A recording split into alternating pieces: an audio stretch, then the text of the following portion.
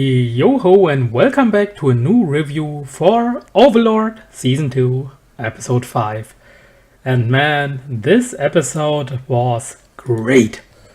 I really enjoyed the second season of Overlord. Hell, I enjoyed way more than the first one. Even though, the Lizard arc still not my favorite, but as a story arc it's still really good and it really showcases how Heinz is actually a crazy, evil villain as a main character. And we see different situations in this episode, and boy, they were all awesome. And not only this, but the comedy in this episode, man, this was funny. Seriously, this was hilarious. The lizard sex scene was so hilarious, especially with Ain's facial reactions, even though you just see his mouth open or closed, most likely open. But this was enough to just show off how he feels, how surprised or even shocked he is. And then the other joke was basically something about the yes-sayers you often see. And the thing with this joke actually was that the Guardians first complained how filthy they are, how they can just do it in this situation, and how can they do it to show it off to the Supreme One, Ainz. But then Ainz was basically saying that, well, they are in danger, they have to face a battle and they may die.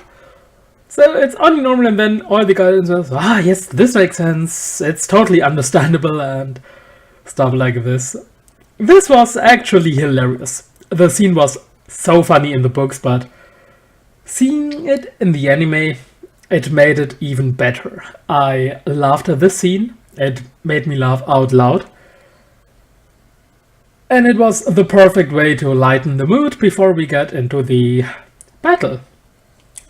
So Cocytus faced the Lizard Man, and obviously he won because compared to them he is an overpowered bastion who still appreciates their pride as warriors. And he was impressed by the use of blood to let the blade slip through his grip, and I really liked it.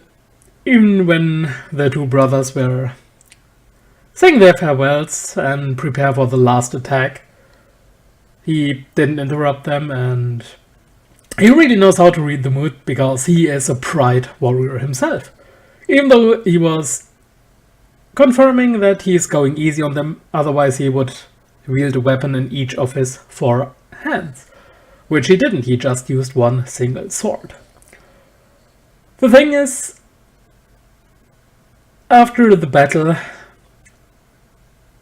Cocytus thought something, that maybe instead of just turning them into undeads, maybe it's better to get them back and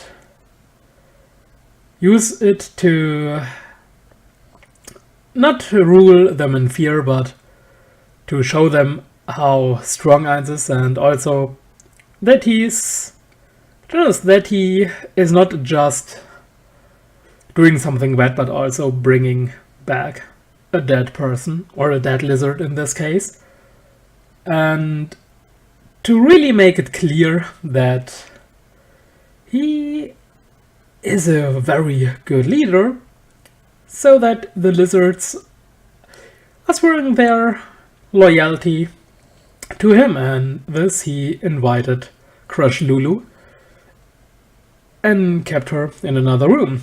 When Ainz was praising Cocytus for his work, and then was thinking with his plan, Cocytus brought it up, and when Ainz was basically asking, well, how long would it take to bring her over, because she's now the current head of the Lizard Man, he said, well, I expected this and I already brought her along.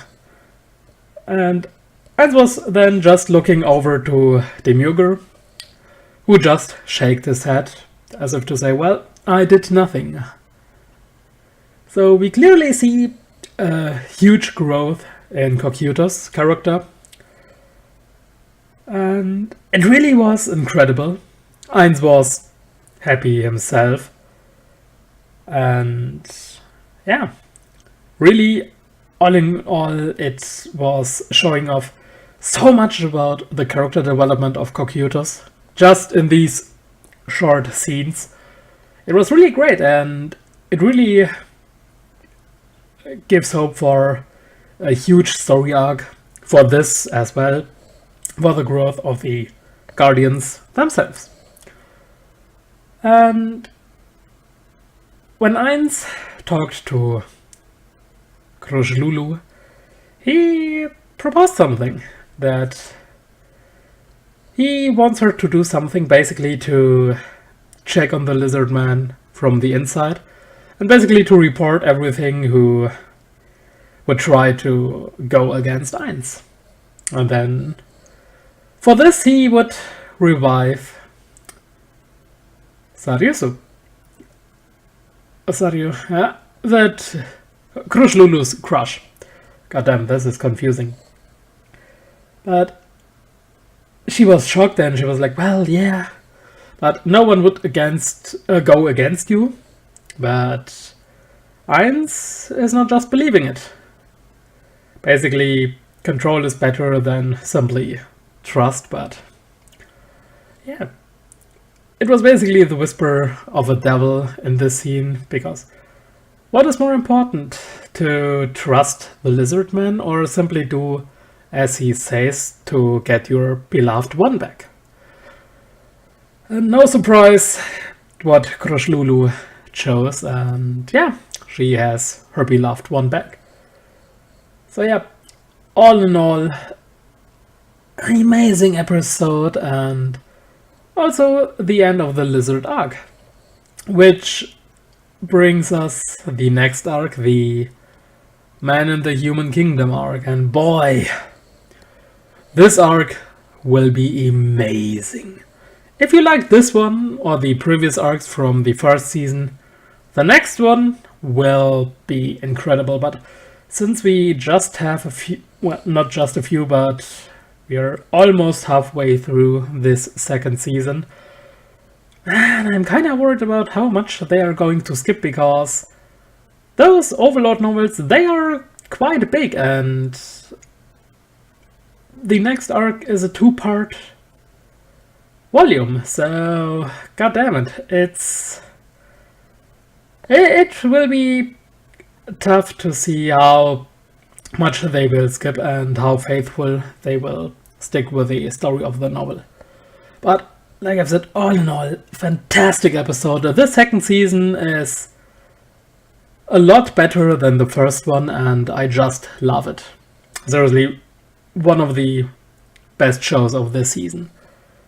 And I think that's it for now, so as always, thank you for watching or listening better, because here's not a lot to see. It's just a black background with a white colored text on it. So yeah. But as still, thank you, and I will see you guys next time as well. See ya!